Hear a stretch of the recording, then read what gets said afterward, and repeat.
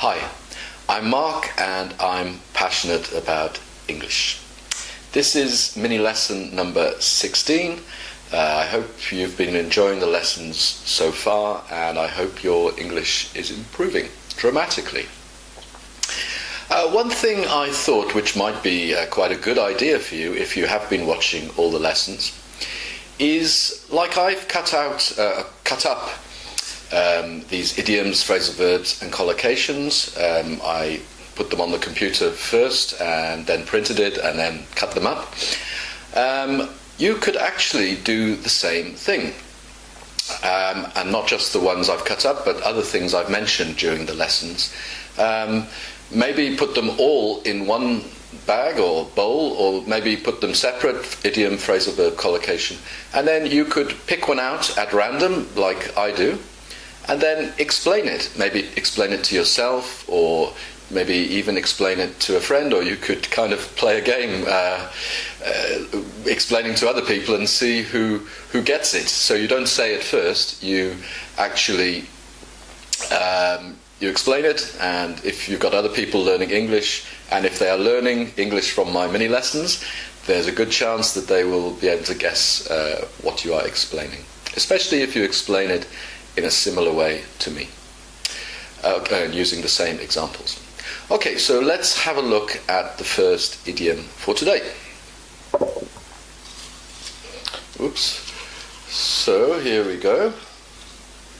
And put that back down. The idiom for today is make up your mind. Okay, I was actually going to, as I just suggested in the game, explain it to you first and then see if you knew what I was explaining, but it's too late. Maybe I'll remember to do that for the phrasal verb. So make up your mind basically means decide. So let's say I am thinking about going on holiday, and the person I'm going with is saying, oh, I don't know, maybe Greece would be nice, or Spain, or Egypt. I really can't decide, and maybe I get a little bit annoyed and I say, come on, make up your mind. Or you could say, make your mind up. And there's quite a famous song you could watch on YouTube from a long time ago called Making Your Mind Up by Bucks Fizz. Okay, so that's a nice easy idiom, but there are so many idioms with mind. And when I do my English courses starting in September, I will be looking at groups of idioms. So I will be looking at maybe 15 or 20 idioms which all have the word mind in, and that will make it easier for you to remember them as a group. Okay, a phrasal verb, and see if I can not say it first, as I just did with the idiom.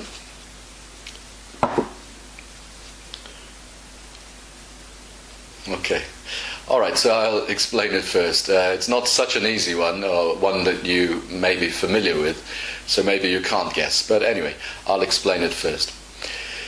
So, it has, let's think, two meanings. Let's say you are working and you have to work very, very hard, and the stress gets to you and you are finding it very, very difficult. And maybe there comes a point when you... Okay, I'll give another meaning. Somebody was, this is an example, somebody was telling me a joke and it was so funny, I just... Okay, can you guess what the phrasal verb is? Okay, if a British person, I would imagine, would have guessed by now, but the phrasal verb is crack up.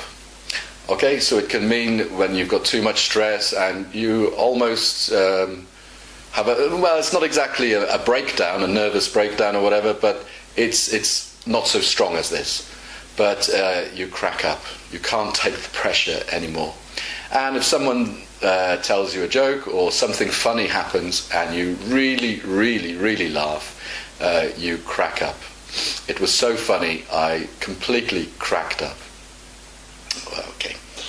All right, and collocation for today is...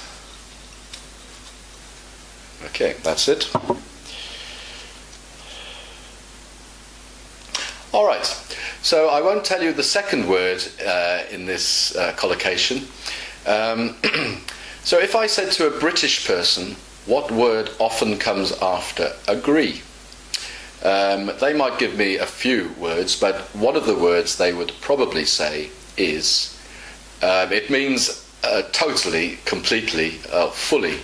So, and the collocation is to agree wholeheartedly. It means with your whole heart. But it's completely. I agree completely, I agree fully, I agree 100%. But these words often go together. I agree wholeheartedly. Okay, thank you for that. And let's just find a joke at random. Okay, so I've opened the book at... oh dear, I'm going to have to be careful here because it's chat-up lines.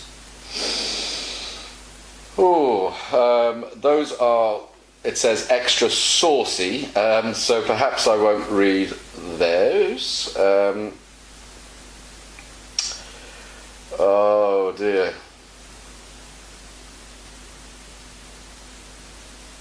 Okay, here's one.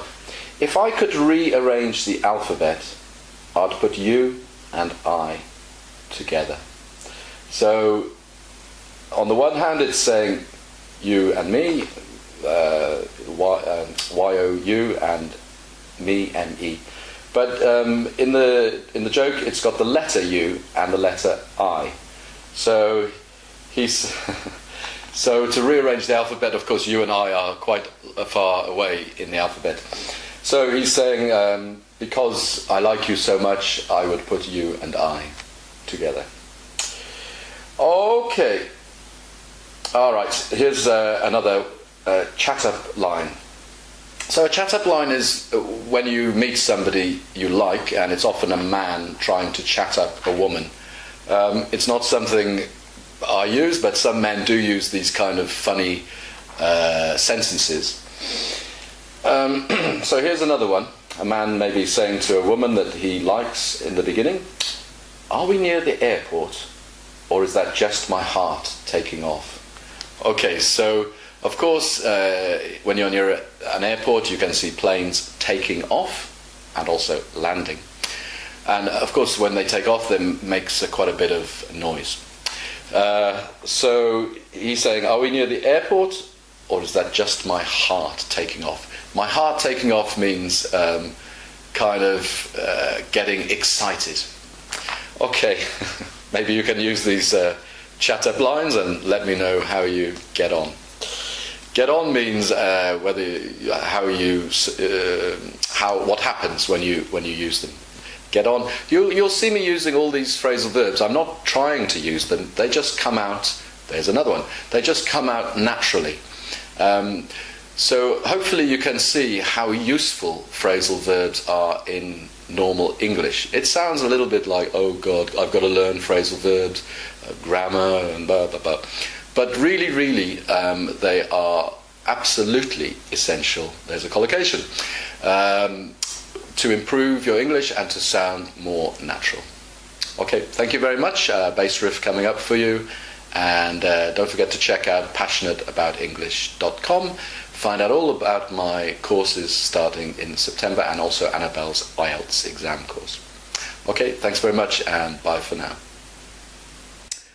Okay, here we go again with another bass riff, and don't forget, if you can name the artist and the song from which the bass riff comes from, if you could name them all in July, that will be 30. Email me and I will pull a few names out of a hat. That's what we say in English, even if it's not a hat. And some of you will win the first course for free. Okay, so let's get on with the bass riff for today.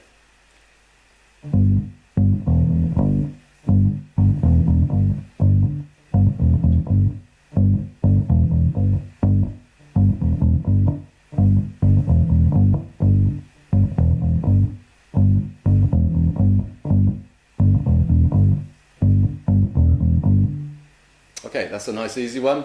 A few artists have covered this song. You can name any one of those artists. I might have to check if it's somebody. I'm not sure if they did that song, but I can think of at least 2 or 3 people who have covered the song. When we say covered, it means it was originally done by somebody who may or may not have written the song, but then a cover is somebody else doing a different version of that same song. All right, thanks a lot and see you in the next lesson. Bye for now.